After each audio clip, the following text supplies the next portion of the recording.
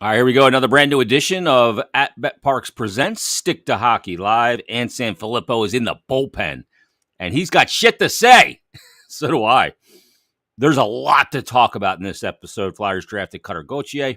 Flyers acquired Tony DeAngelo. Needless to say, that'll be a spicy topic for a lot of people.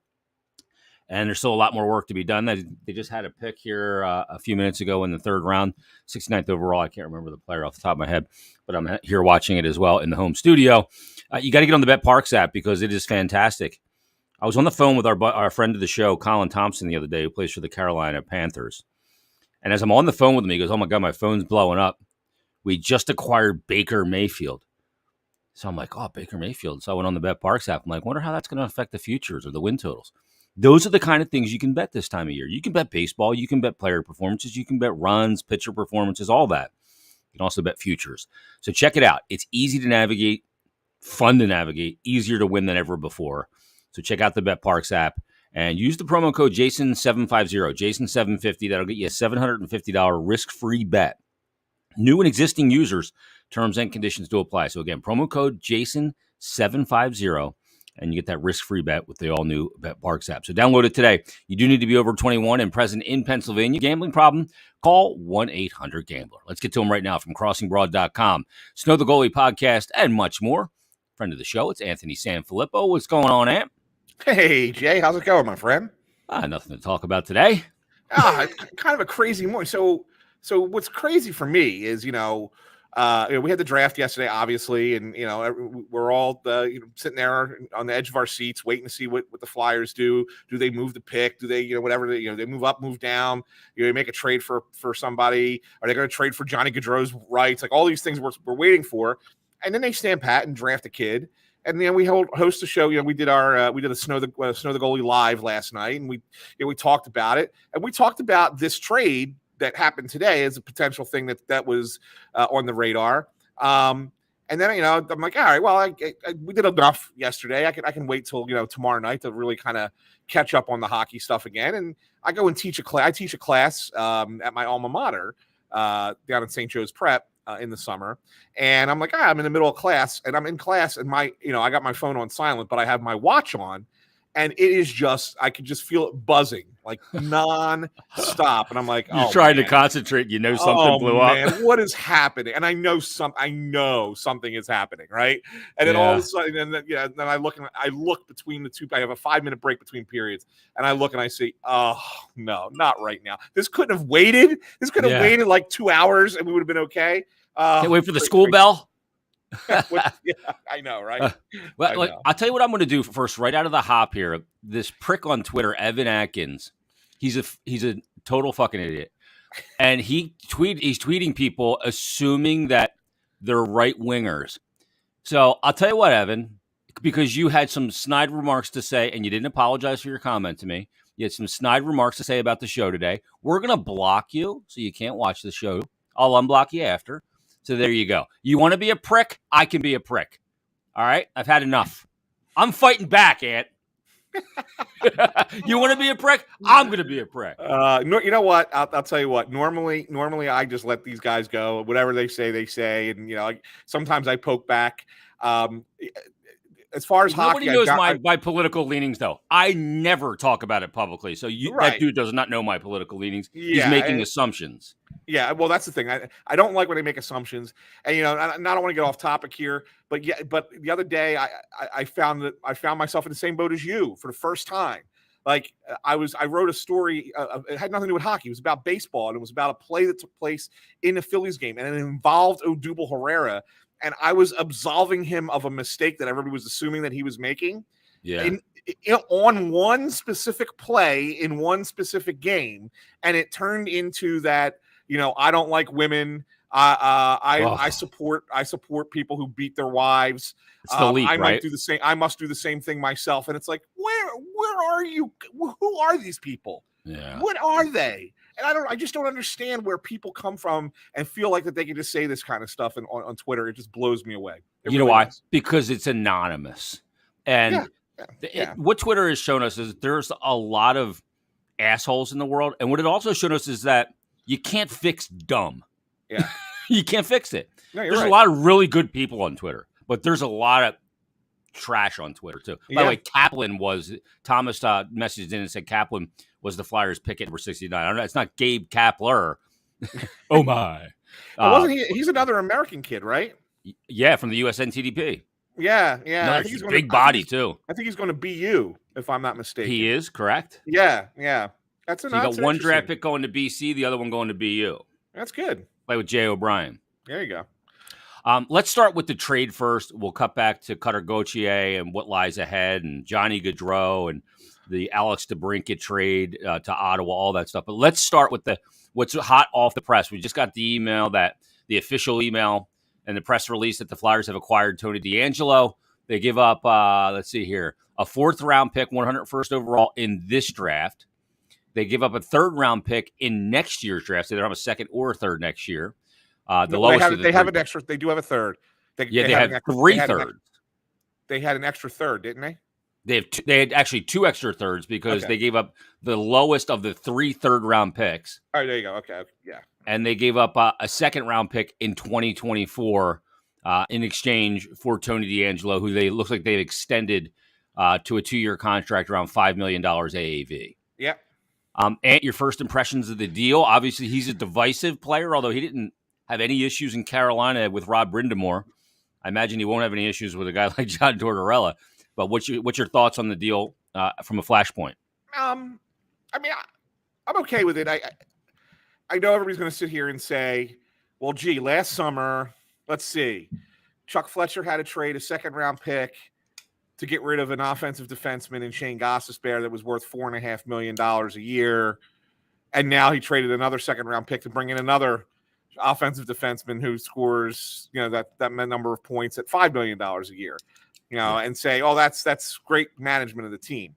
And it's 2 different things. First of all, I think DeAngelo is a better all-around defenseman than Gostisbehere. I think he's a better defensive defenseman than Gostisbehere is. I mean, I know he had an issue with New York. I know he had, a problem up there, and just didn't really work out for him. But here's a kid who has wanted to play here. He's from Sewell, New Jersey. He's wanted to be a Flyer since he was little. I think you look at a kid like this who goes and shows and has a nice season in Carolina last year and goes and shows that he can play at this level without being a problem, and then wants to come and play for the Flyers and play at his best for the Flyers. I think that's somebody you should be happy to bring in. Now, that motivation, I agree with you, by the way, real quick. That motivation means something to me. It does. It should. It should mean something. Yeah. That being said, I'm not certain he's a top pair guy. Bingo. that's where I go. And the thing of it is, because that's a shutdown role too. Yeah, exactly. I think he's more of a 2nd pair guy, and so the question now becomes: well, are you expecting him to play with Provorov? Because, well, obviously, first and foremost, I guess we should really get this out of the way. Yeah. You're paying Tony DeAngelo $5 million. You're paying Ristolainen $5 million. You're paying Provorov $6 million. You got Sanheim coming up that you're going to have to pay him. Ryan Ellis is going on long-term injury. Yeah, he is not. They're allocating his $5 million plus cap hit. Yes, to Tony DeAngelo for the next 2 years. Yes, for sure, 100%. He's not playing. Okay, so I think his career is over. Probably is. I kind of feel the same way. I know he's not going to be ready for the start of the season. I don't think he's playing at least through the first half of the year, and probably not all year, and could be for his career. Okay, that's kind of where I was told and where it was at. But I don't look at DeAngelo as a 1st pair guy. And since he's right-hand shot, you really don't have that kind of flexibility to move guys around. Like, you want him playing on the right side. Yeah. And you have Ristolainen, who's also not a 1st pair guy.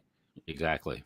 I don't know where it fit. I don't know if he fits that need. I think it's more of because he's not a 3rd pair guy, and you're not paying a 3rd pair guy $5 million. Yeah, he's like kind of a tweener here. Maybe what they're hoping is that consistency in partner and Provorov's defensive abilities will be. Provorov's good when he has a good passer with him. Yeah, a guy who can get the puck up the ice, and we saw it with Cam York even as a left-handed guy. Well, D'Angelo is a good passer. Yeah. Oh, yeah. He's a deft passer, and he's a guy that can contribute offensively. So maybe that's the hope. And maybe there was no. I mean, if you're going to pay a top pairing right side defenseman, go out and find one. It's not going to be $5 million, right? Most likely, right? If you're going to get a really good one, but I agree. D'Angelo doesn't make me go, "Oh, that top pairing's great," because I don't think he's not a shutdown guy on that right side, and you need that on your top pair. Yeah. No, absolutely. Absolutely. I mean, he's had an interesting career to this point. I mean, when you think about it, you get drafted first over, not first overall, but first 19th round overall, yeah. 19th overall by Tampa. Yeah, and Steve Yzerman. Right. So there's obvious belief in talent there. Like Yzerman's not drafting a kid unless he, sees some talent there. But he doesn't hold on to him long, right? He trades him to Arizona to get Derek Stepan and Antti Raanta. It's not like he traded them for stars. He traded them for two, usable pieces, two decent players.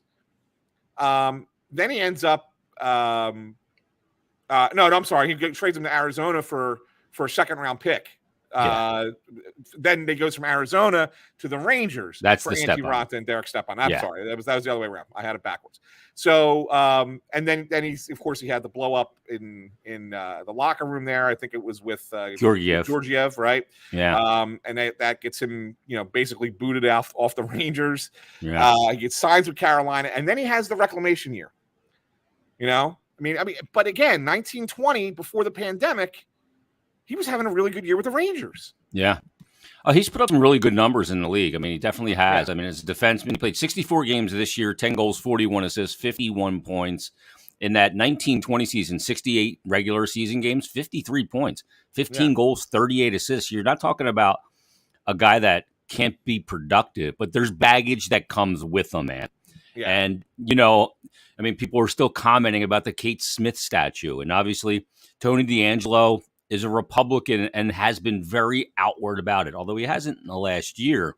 And the divisiveness of politics in our country right now is going to drive that storyline. And Flyer fans who are divided as they come as well, like politics in this country, are going to grab onto this. And that's going to be a byproduct of this signing, at least for a period of time. Oh, for sure. For sure. He's going to be a little bit of a polarizing player, at least at the beginning. Yeah.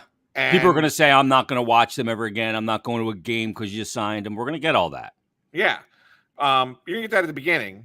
But if he comes in, keeps his head down, plays hard and fits into this Tortorella system and really produces, well, then guess what? That'll change. People will accept him. People will go along with it. But yeah, I mean, my concern is not as much that. I mean, fans can think what fans want to think. I watch a player on the ice, right? Yeah. I'm not worried about what he's tweeting politically afterwards. Like, whether I agree or disagree doesn't make a difference to me. You know what I'm saying? Like, that kind of stuff doesn't matter. What matters is how you play. And if you play well, most of people's favorite players, a lot of times, have political beliefs that are totally opposite of theirs. They just don't know it. They don't know it. Yeah. Or the other thing is too, and this was again, I mentioned that Herrera thing. I think of this too, is like there have been so many beloved athletes in this town who really aren't that good guys. No. And fans don't know any better because they're really good at keeping the fact that they're not good guys private, right? I mean, so so there are, and I'm not going to throw any names out there, but I mean, you could figure out who, in certain sports who we're talking about. They're just not good people, and so but the fans don't know. So basically, what you're taking here is fans are taking what little information they have about someone off ice, and using that as a measuring stick for whether or not they should like the player as a player. And I can't do that. I just have to look, the team's putting them out there, and it's my job to write about the team and talk about the team and analyze the team. I'm going to talk about this player as a player, and I'm not going to talk about him as a right-wing conservative. I'm not going to talk about him as somebody who fights with his teammates, in the locker room. Like, I mean, maybe that's a little bit more important, I guess. But the fact of the matter is that the outside stuff does not matter when you're really looking on the ice. But my concern is not that. My concern is that he's not a top pair guy. And I don't know if that's, well, does this make them better? Yes. Does it make them really good? No. You see what I'm saying? Yeah, I mean, he doesn't give you that top pair lockdown. Like if Ellis was healthy, you have the best of both worlds. He's a guy that can defend at a top pair level, and he's a guy that can also get the puck up the ice, contribute offensively at a top pair level. D'Angelo has all the offensive elements of a top pairing guy, but not the defensive elements. I think that's fair to say. I mean, if you go back to Niskanen, Niskanen could defend at a top pair level. You go back to that year when Niskanen was here, Ant. I mean, top lines against the Flyers, the Pasternak line had 4 points with Bergeron and Marchand against the Flyers that year. Right. Ovechkin took a bagel against the Flyers that year because they could defend top lines of the opposition. And to me, that's a huge part of what the game is, because you're going to get a good top line every night. And you got to be on the ball to be able to defend it. Is he up to that task to face the top line of the opposition every night in matchups? Yeah, that's what it's going to come down to. Mm-hmm. But I mean, there was interest last year. I know for a fact that they were interested in him last year. They just couldn't make it work. But it's a good thing he didn't come here last year, by the way. Yeah, it would have been ugly if he came. Yeah, I mean, he went to Carolina and he was under Rod Bridgemore and a really good team and a lot of structure. Now he's going to come here in a different scenario with John Tortorella and a lot of structure and a lot of accountability. So, just so you know, for those who are more of analytically inclined, amongst defensemen with at least 800 minutes played last year. So I think that let me see what the grand total number of players that is. It looks like it's 170. So 170 defensemen in the league that played at least 800 minutes. I just picked a random number out of my head and just looked it up. Tony DeAngelo ranked 23rd in Corsi percentage at 54.83. It's pretty good. Yeah. It's pretty good. Yeah. Look, he'll generate offense, no doubt. This team needs help with that. And I guess maybe the thought here, too, is Tortorella's going to have to get total buy-in defensively. And that defensively doesn't mean defense. It means all five guys. Yeah. So it's got to be a five-man unit defending. And that's something they haven't been good at. I think the Flyers D's caught a lot of shit for what the Flyers D wasn't accountable for. Yeah. And that was so anyway. But the reason, and you mentioned it. Well, yeah, he's a good offensive player. But here's what I really wanted to point out about him more than anything. So, like, you look at a player. All right, Cale Makar just won the Norris Trophy. Okay, and we know why. He was the best defenseman in hockey this year. There's no doubt about it. His Corsi percentage is only slightly, less than a tenth of a point better less than 9/10 of a point better than DeAngelo. He's at 55.7, but mostly because he had so many more offensive chances. So they got the Colorado got off 1,615 shots when Makar was on the ice. They faced 1,284. You look at DeAngelo, Carolina got off 1,089, so significantly less shots gotten off. Shots against when he was on the ice, 897. Wow, that's pretty impressive, right? I mean, so that's you're talking about. I mean, it's a good disparity in your. He can play with structure. Yeah, and he plays with structure. So maybe there is something there that's a little bit more underlying that we're not seeing because we think of him in a different capacity. But there's something there. There might be something there. Now, again, that's a good point. It doesn't suddenly make me believe he's a top pair guy. No, but at the same time, the eye test doesn't show that. Right. At the same time, maybe there's something a little bit there that shows you that he could maybe get by there, even if he's not really that guy. So maybe Ian Anderson in the analytics department had some information that he's a better defender than we thought, analytically speaking. And maybe with Provorov, it works. Yeah, that's the other part. That's going to be a fascinating development as we get into camp in the season is what's the chemistry of those two players? Yeah. Right? What's the chemistry? We saw chemistry last year with Ristolainen and Sanheim. York now is properly slotted on the left side on the third pair, and he's a power play guy. And you just got to find that right side third pairing guy at this point. And maybe you look to a guy like Justin Braun to bring back into that role. That's the type you want, like a veteran guy, right? Yeah, I mean, that's not. I'm okay with bringing Bronner back for that role. Yeah. Also because you know that if needed, not that he's you want him in these spots, but if needed, he's the kind of guy that can move up for a game or two. It just can't be there games. long term. Yeah. If you need an injury replacement or something like that, you could put Braun in those kind of positions and not feel like you're being, dominated per se. Yeah. So I got a tweet from Vernon Coyle. He said, "What do you think about the D'Angelo move?" He said, "I like D'Angelo, but this is a steep price. Fletcher does it again, overpaying. Did he overpay here, Ant?"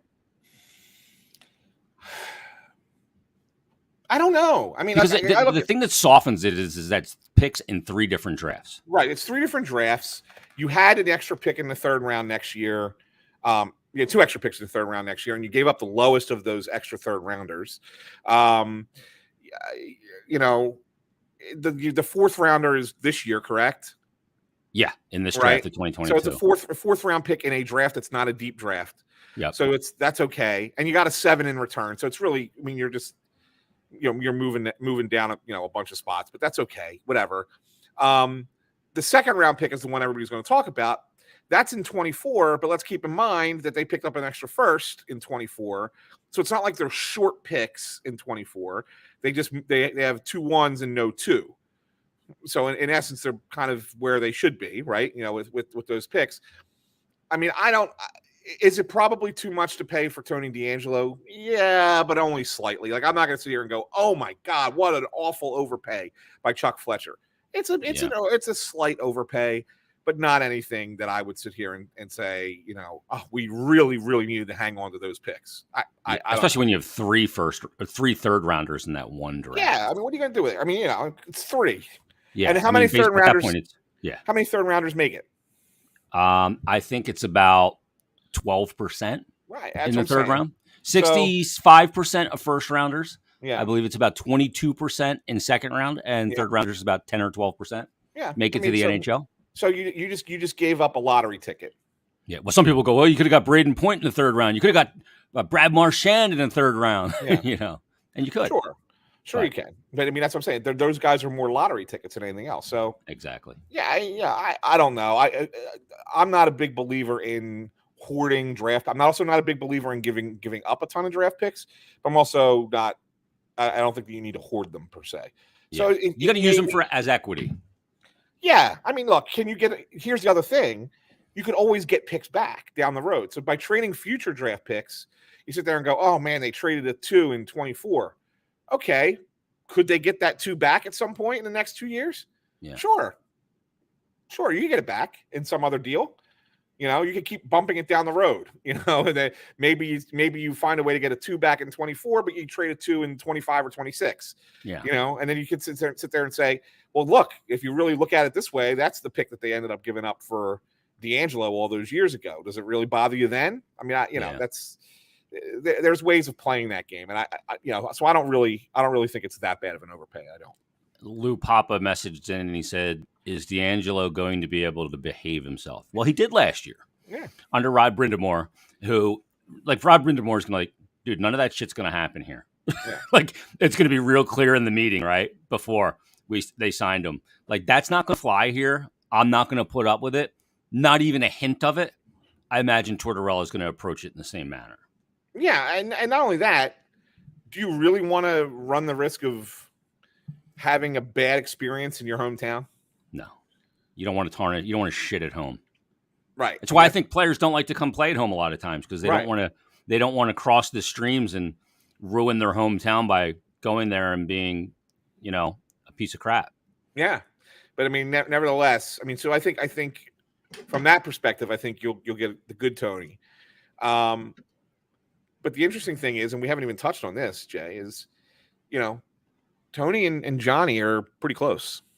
Very close. Let's go there now, and Johnny Gaudreau, because there's a lot of chatter that one of the reasons maybe they didn't move on DeBrincat, other than the price, and they wanted to keep the 5th overall pick, was that they're going to allocate that somewhere else. And you go, well, he's older. He's 5 years older. I see your shoulders kind of tore out from hitting Russ Joy over the head with his commentary on this. Yeah. The hot take crap he's been spewing. I'll call him out. I don't give a shit. But here's the difference. If you sign Gaudreau, who is older and is going to basically be the same money, if you signed him, you definitely have control of Gaudreau. You wouldn't have control of DeBrincat. You could lose him for nothing. Right. That's the difference. What's the latest on Gaudreau that you're hearing? Well, and I'll give you the latest in just a sec. What I want to just add on to what you just said was, keep in mind, Chicago probably got less than they thought they were going to get for DeBrincat. And the real because of that risk for that, well, because I think that it was kind of presented by the kid's agent that they were going to be looking for big money in 2 years. And he wants to go UFA to get the market. And he wants to hit it, right? He wants to hit UFA. That's when the cap rises too, by the way. Right, exactly. The cap goes up that year, right? And that's what he's going to want to hit it. And his QO, his qualifying offer next year is $9 million. Yeah. Right? So if you're going to pay a qualifying offer of $9 million and then he hits free agency after that and he wants another raise, you're talking about you're going to have to make sure you have 10 and a half. Exactly. At least for 6-7 years for him. And you hand all the leverage to the agent who's going, you just traded all these picks to get him. I know you have to keep him. Right. So he's got all the hand, and you're going to lose in that negotiation because of it. Yeah, exactly. But as for the latest on Johnny, I know what Calgary offered was 9.5. 8 years? I don't know if they went to the full 8. It may have. I don't know that. I don't know about the term. But I do know that it was 9.5 a year. And sounds like he's not going to take it. Yeah. In which case he's going to hit free agency, assuming the Flyers don't try and work out a trade for his rights prior to free agency starting next Thursday. And if that's the case, he thinks he can get a little bit more elsewhere, or about the same elsewhere in a more desirable location. Yeah, somewhere where he wants to be without the tax situation in Alberta. Well, let's also keep in mind this. He's got a very young child, young family, right? His wife's also from this area.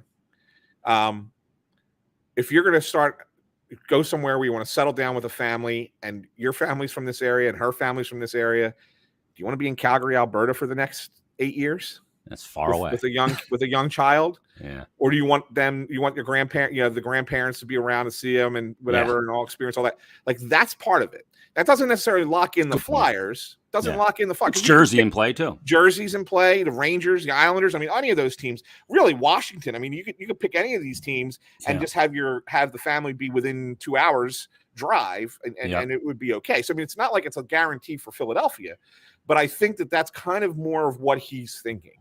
And what he'd like to do. And so I wouldn't be surprised, Jay, if they don't make a move to trade for his rights and then try and sign him to give him that 8th year. Because that's one thing I know a lot of people don't realize. In hockey, you can give an 8th year on a contract to a player who is under contract with you. Yeah. As an extension. It's a way to try and keep So you can do that. You can trade for his rights. Yes. And then basically give him an 8th year. Okay. Still give the 8th year. It does not go away. Okay. Yeah. So the Flyers would have that ability. Will they do that? I don't know. But that would certainly give them an opportunity to give him a longer term. And term's the big thing for players too, by the way. It really is. It really is. Term matters more than the actual dollars. But you can even have the player make more money on longer term, but have it be less of a cap hit. For the team. So it's a win-win situation. So and then you move a situation and you can buy a player out at the end of it, or you can always move that money of a player that's shot at the end. Right. And now with this being the last year of or we think it's going to be the last year of the escrow reimbursements off of COVID, and that the cap's going to start going up again next year, and then the year after, big time, I think, is when really 2 years from now is when it's really going to jump. You could get back to starting to front load contracts. Yeah, which is something that was a thing that their teams were getting away from because players didn't want to take the money up front when it was all tied into escrow, right? They wanted they wanted more money later. And so some of these longer term deals in the last few years have had more money on the back end. You can kind of get back to doing the big money up front, all the bonuses each year, blah, blah, blah, and that back end be, next to Real nothing. money, much less. Yeah. And just pull that the cap number down. So I think that's another advantage that the Flyers would have. So you bring it, Gaudreau's from the area. You're bringing in a friend of his now who's from the area. Hayes is here. Hayes is here. Johnny, from someone I talked to who knows him personally, said that he would one day like to play for Tortorella. This was before Tortorella was hired here. I want to make that clear that this was not something that was said after the hire came in, right? But it was before Tortorella came in. He says, I've heard, the quote I got secondhand, but the quote I got secondhand was Johnny said, I've heard Tortorella is a sick coach to play for. I'd love to play for him before the end of my career. That was before Tortorella signed on with the Flyers. So I think that's another plus. He's flourished in a system that's not too dissimilar from Tortorella's, out there in Calgary. I think there's a lot of things pointing in the direction of Johnny Gaudreau signing with the Flyers. I'm pretty confident that it's going to happen at this point, whether or not it's via trade and sign or just outright in free agency. Okay. What's that number look like? Is it around 9.5? It might, yeah, I think so. Maybe it's a little bit more like 9.75, pushing 10. I mean, maybe he has a couple years where he's over 10. Yeah. But the cap number is just under. And then on the back end, it's around $6 real dollars. Yeah. That's what I think you're looking at. Okay, so if they were to sign Johnny Gaudreau, they've got to move some money out. Yeah. What's the latest you're hearing on the ability to move money out? James Van Riemsdyk's obviously a candidate there. We've talked about a potential buyout or moving of Oscar Lindblom. That's $3 million more dollars. Where's the status of where they're going to be able to gain some cap space here? Well, I think those are the two primary things obviously you want to do, although I think that Lindblom can be used slightly differently now, Jay. With Ellis having to probably going on LTIR, maybe you don't buy out Lindblom, but instead you waive Lindblom because it's very likely no one will take on his contract at $3 million for a fourth line player. Yeah. And so then he clears waivers. You could put him in the minors for that first day. Yeah. And then when you have to put Ellis onto the LTIR, then you can bring Lindblom back, and then you can do whatever you want with him at that point. And then you can buy him out. Just to be cap compliant. Right, just to be cap compliant, use his $3 million. That's half of Ellis's money. Yeah. So him and a couple guys who might be on two-way contracts, all of a sudden you got $5 million of the 6.2 that you need to kind of, get you through. Shift around. Right? So I don't think you need to do as much as you think to make it work outside of those two moves. But could you potentially move, a guy like Konechny? I mean, that's really the only other name I think that you would even consider at this point, because you're not moving Provorov. I doubt you're moving Sanheim. I like, who else could you potentially move and get a little bit of cap relief? Konechny is the only one that kind of makes sense because you're deep in the right wing. That would be the only other one I would think about. And there's a lot of inquiries, a lot of people calling about Konechny because he is a guy that had 3 straight years of 24 goals. And in that last year, he did it in 69 games, which was a 30-goal pace. Yeah. And some people look at him and maybe he just needs a little bit of a change of scenery. And he's well thought of around the league. Is he the likely guy? And what could the return be like for him? Is it more like you're not taking another NHL player for Konechny per se. You're taking equity, maybe picks, because you don't want to add to your cap and you want to subtract that money. Let me ask you a question. Let's say you're right. Let's say that it's not a player for player. Let's say it's not a hockey deal. And let's say you trade Konechny and Travis Konechny gets you a 2 and a 3. Does that make you feel a little bit better about D'Angelo? No. It doesn't. Well, I'm just saying you're getting a couple of picks back that you gave up for D'Angelo. But I needed more than that. That's what I'm saying. Because this is a proven guy in the NHL. It's done well. Look, he hasn't had a good since the bubble. Has not been great. Although he did finish last year pretty strong. Yeah. But I think a lot of people are kind of shitting on TK a little bit for the player that a 1 and a 3. Now you're talking about 1. Yeah, absolutely. That's different. That's the big thing. And where's the 1? Is the 1 in 2023? Probably not. Probably not. So you get another one in 2024. Yeah. So you have 3 ones in 2024. That's a lot Yeah. of. I mean that's something that maybe you're looking at because he's a good player. I mean, 3 24-goal seasons in a row. He was an all-star before the bubble. Yeah. So I think people have this notion that he is shit, he's been shit, and he didn't develop at the NHL. That's wrong. Yeah. No, He's just had a stumble in his development here. Yeah. Yeah. Like he's the kind of guy that I'd like to. I'd really honestly like to see play with Torts. Me too. I thought he picked up a bigger role just when Giroux was gone last year because of the vacuum of leadership. Yeah. I really like to see how he plays in this system. So like I would try not to trade him in all honesty. But if you had to, if there was a player that you could move some salary out, get some good return, and not kill the team, as far as on ice production is concerned, he would be the guy. Yeah. Is there any, a team like Boston needs some help?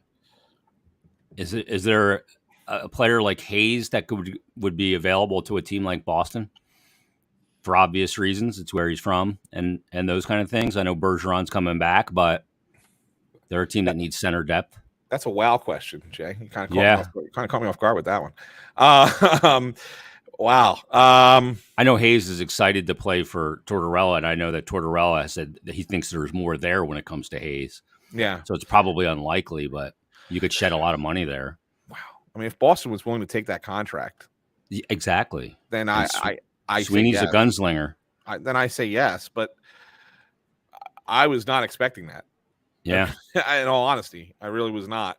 Because they're looking to kind of recoil there in Boston too, and they need to get by while a couple guys are out. Yeah, I'm a little surprised at how things have kind of panned out there, Jay.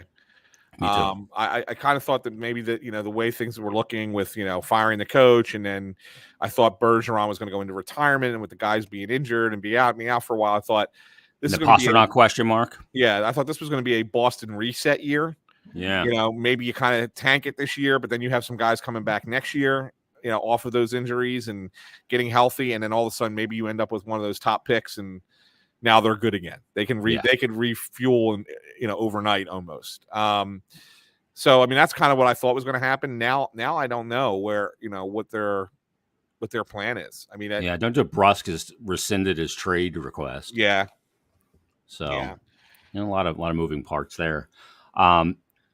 DeBrincat, we talked about him a little bit, and look, scored 41 twice in his 4-year career, scored 30 another year, 18 the other, in a shortened campaign where he only played, I think, 68 games. He ends up in Ottawa. There's some risk there, but let's talk about the Ottawa native, Claude Giroux. He's going to be going to free agency for the first time. And there's been some chatter that Edmonton is interested. Is Claude interested in going to Edmonton? I don't see it. Me neither. Nor do I see that I'm not surprised that you hear that for Edmonton, because I think that they just have a mental block when it comes to what you need to win in the Stanley Cup playoffs. I mean, they're about to give Jack Campbell $6 million. They want to just keep adding offense, and defense be damned and goaltending be damned. Yeah. And it's like, no, guys, like you got to work from the back out. Like that doesn't work in the playoffs. Yeah. So I don't know. I don't think it's a place Giroux would go. I don't know. Could he flourish there? If he was playing with those players, maybe. Yeah. But I don't think he goes there. Yeah, I don't think McDavid, Draisaitl, and Giroux. Yeah, I know, right? I don't think he goes there. I know. It's interesting that the Senators' name is now coming back out. That they're deciding to kind of push all in a little bit sooner. I think that's kind of tied to the potential for that new building being built up there in Ottawa, and then, kind of bringing it into the actual city and not 30 miles outside the city where you have to go see them play. Well, there's a new commandant too. The owner died. Eugene. Yeah. I think that there's a more of a push now to get good quicker in Ottawa. So I could see that happening now. At first, I would have said no prior to the DeBrincat trade, but with Ottawa looking like they're kind of pushing to be good sooner rather than later, now I can see Giroux going there. And maybe Boston's the team that sags in that Atlantic Division, and there's your Yeah. opportunity. Yeah. Let's talk about the draft pick, 5th overall pick. Things were kind of falling weird, Slavkovsky goes first, and then, Cooley's off the board, and boom, Shane Wright drops all the way to 4. Seattle grabs him just before the Flyers. First of all, did the Flyers like Shane Wright? So I thought, like I'm sitting here watching the thing and I'm saying to myself, if this kid falls to 5, you got to take him. Yeah. You just got to. Everyone that I talk to compare him to a young Bergeron. Like, how do you not go get a guy like that? But then you talk to some of the people in the final. I was told that the Flyers knew a week ago he wasn't going number 1 and that he was going to fall. I don't know if they knew he was going to fall to 4 or if he was going to potentially go further. But I was told if he was there, the Flyers still probably would have taken Gauthier. Wow. I think there was a question about his compete level. And in 2017, they got burned by a very talented player with a lack of compete level. That was basically the number 1 overall pick all season until the draft came in Nolan Patrick. Yeah, and I think that could have been the reason why. So yeah, they were gonna take Gauthier no matter what. So it's crazy, Jay. Like, that would have been something. Could you imagine if he would have fallen to another spot? Oh, and the crowd would have been like, fan base would have been like, holy shit, we could get, Shane Wright, and then they went and took Cutter Gauthier anyway. Oh man, what would this town have been like? But that's what I heard. That was like, he could fall to 6. He could fall as far as 6. Yeah. I talked to 2 scouts, not Flyer scouts, 2 amateur scouts though, from other places in the league. And the one of them said, and this was the most interesting thing, if we had an opportunity to see him play center at World Juniors or, for the U.S. national development team, he could have gone top 3 because that skill set, he says, I believe that skill set translates. I think the Flyers were smart thinking outside the box with drafting this kid and moving him to center. Yeah. He said that's a guy that could be a next level type player as a center. So that's what Chuck Fletcher is talking about when he says there's some project elements to this. Yes. Yeah. Moving him into the middle. Yeah. But he's a big boy. But they feel like it could be a difference maker. Yeah. And the scout said the same thing. He's like, I give him a lot of credit for taking that pick there. Yeah. Because if in fact he can play the center position, even more valuable. That's what it's going to be.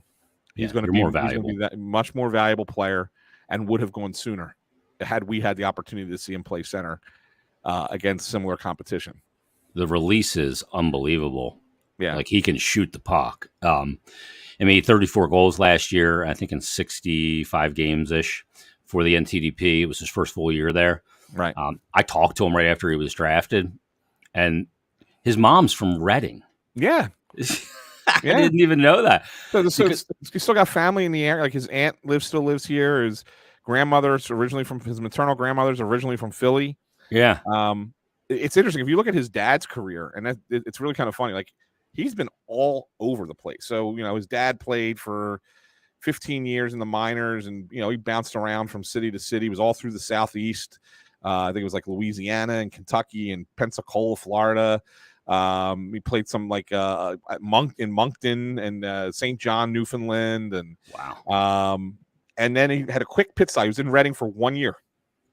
1 year in Reading, and that's probably where he met Mom. Yep. And then they went to Sweden. Played in the Swedish Elite League. He was a goaltender. Yeah, and that's where Cutter was born. Cutter was born while Dad was playing in Sweden. He's got the dual citizenship because of it. And when he moved back to the States, they moved to Arizona, but now he lives in Michigan. And now he's going to go to school in Boston. The kid's all over the place. Like you don't even know. Traveled. Yeah. Very well traveled. Yeah, I mean, he was so excited and great talker. Yeah. It brought me back to 2017. I said this to Brian Smith when we were doing the live stream. I had him on and I said, boy, when his career's over, he could be a broadcaster. Not like the guy in 2017 when I drafted him after he was taken 2nd overall. I almost fell asleep during the interview. Yeah. Big difference. Big difference. I keep digging on him. By the way, did you notice watching the draft last night that Gauthier was the only player like in the top 12 or 13 that was not interviewed by ESPN? Yeah, there was one other one too. I can't remember who it was, but why? I don't know. It was weird. Like they just never went to. They did like they got off the Flyers so fast. Yeah, They talked about the pick like for a minute, and Bush weighed in and Weeksy weighed in, and that was it. And then they moved on to the next pick. It was like, all right, here we go, next pick. Yeah, and they never had Gauthier. So yeah, I'm not sure why. Like I don't, because they seem to be taking just about everybody, and then all of a sudden they didn't. And it was the 5th overall pick and a very big media market as well. So we'll see how the pick plays out. I'm not a draft expert. I never claimed to be. Right. I didn't watch a shit ton of national team development program. I watched some highlights of them, but they're highlights. They're not the lowlights. Sometimes I want to see the lowlights of a player. I want to see the mistakes and how they respond to them. Yeah, exactly. And he's going to go to BC this year, and he said he's only wants to play 1 year at BC and then light the world on fire. Kid's got confidence, man. Well, and that could be as soon as March. Yeah. So the other scout that I talked to said that there was a belief by some in his community that he's physically ready to play in the NHL. Wow. This year, like physically, he could play in the league. Got the size and strength and the skating ability. Right. So it wouldn't be surprised, Jay, if finishes up the BC season in March at some point, assuming they don't go, Final Four or whatever, and then sign that ELC. It slides to next year, but then maybe sneak in a handful of games with the Phantoms. Yeah, and see how he looks. And here's the other thing. You look at it, and one of the things about John Tortorella that kind of goes under the radar is his ability as a head coach to give responsibility to young players and let them develop. I mean, you look at Werenski, like that's a hard one for him because Werenski's a freewheeler, and doesn't, just kind of wants to play on instinct. And look at the player he's become. He would have been a good player no matter who he played under. But one thing about, the veteran coaches always get the tag of, they like veteran players. They want Dale Weiss and Yuri Laterra type players because they're predictable, but they lack upside and they don't like to play young players. That's not the case with Tortorella. He likes to play young players, and he's developed a lot of them over his career. It's I mean, I'm kind of looking forward to it, Jay. I really am. I mean, it's really going to be an interesting thing. Like, I don't want to sound confident because I'm not. Mm-hmm. I'm not confident. I don't want to put that out there. I don't want people to think I'm confident in the Flyers. But at the same time, I do think that they're going to be interesting and intriguing. Yeah, I was going to use the word they are intriguing. And you know what, Ant? They matter more now than they did. They do. You have a polarizing figure in D'Angelo. Yeah. And I don't love why that makes it matter more. I'm just for the hockey part of it like you are. Yep. And then obviously Tortorella makes the team more intriguing day to day, and how that relationship with the media, with the players and all that will play out.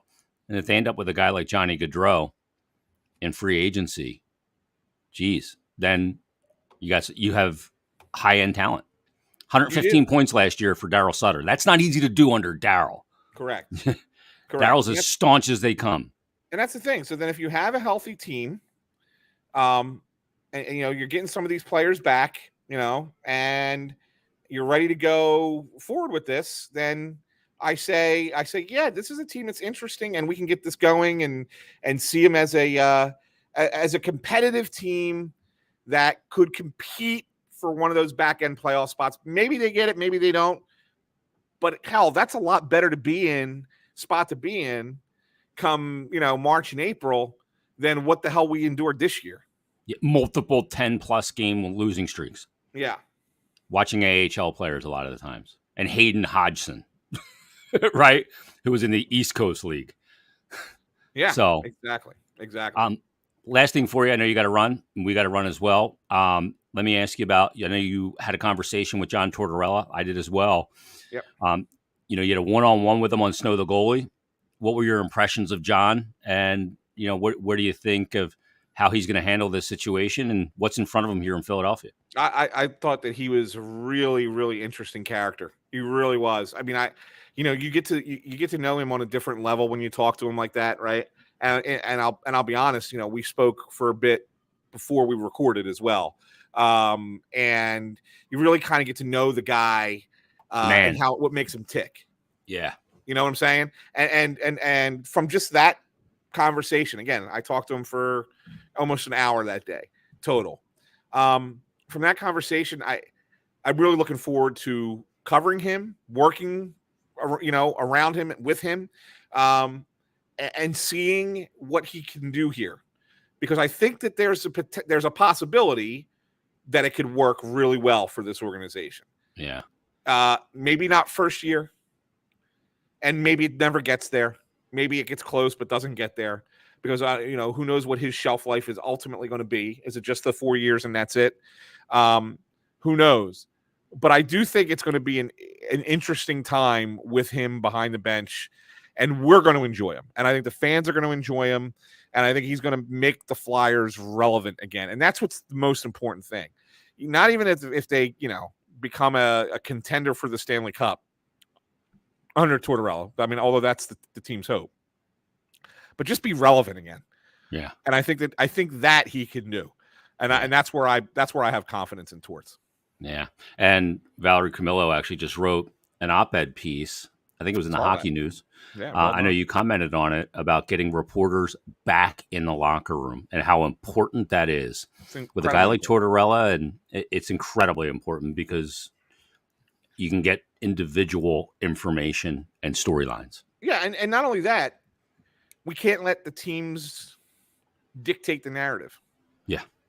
Really, in all honesty. And that's what they want to do. And that's why when the league kind of, punted it and said, oh, they'll let the teams decide whether or not they should open their locker rooms, each city, because it's different because of COVID, whatever, blah, blah, blah.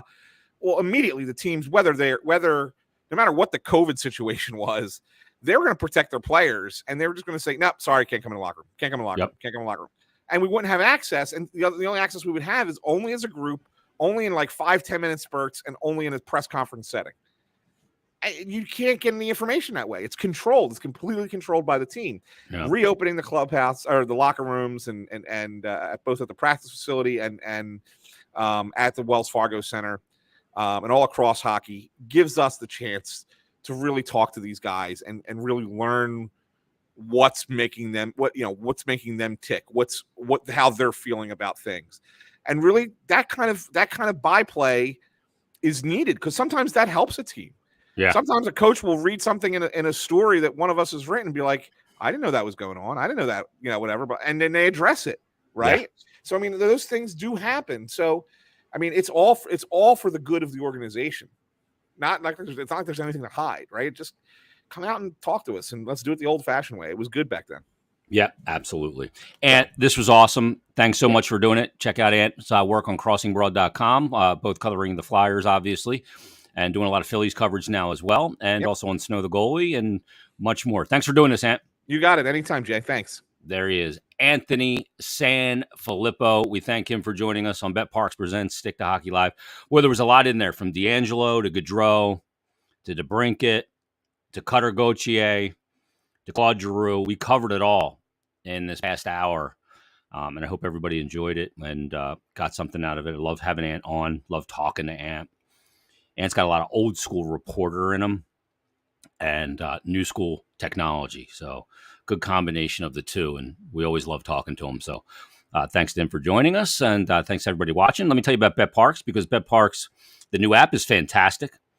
It was great during the playoffs. I mean, I was nailing that thing up and down, sideways, player performances, exact scores, first to score, power play points, live in-game betting, same game parlays. It's all there on all the sports for you. So check it out. Download the app and get used to it. Maybe get some action in on the baseball this summer. Start looking at the futures, whether that's in hockey, hoops, football, whatever, college or pro, and get in on the action. Check it out, because you're going to find a great experience. It's easy to navigate, easy to use, fast to get your action in, and faster to win than ever before. So check out the new Bet Parks app and use the promo code Jason750, Jason750. That'll get you a risk-free bet up to $750. Now, nobody goes as high as 750. That's for new and existing users. Again, Jason 750, and that'll get you a risk-free bet up to $750. So make sure you check that out. Terms and conditions do apply. And download the BetParks app. You do need to be over 21 and present in Pennsylvania or New Jersey. Gambling problem, call 1-800-GAMBLER. All right, we'll see what happens over the next couple of days, even couple of hours at this point. The action's hot and heavy. Free agency's less than a week away. So there's a lot going on in the NHL. Keep an eye out for pop-up emergency episodes as well. And we'll be back next week for another episode of BetParks Presents Stick to Hockey Live. Thanks for watching. Thanks for listening, everybody. We'll talk to you next time. Appreciate it.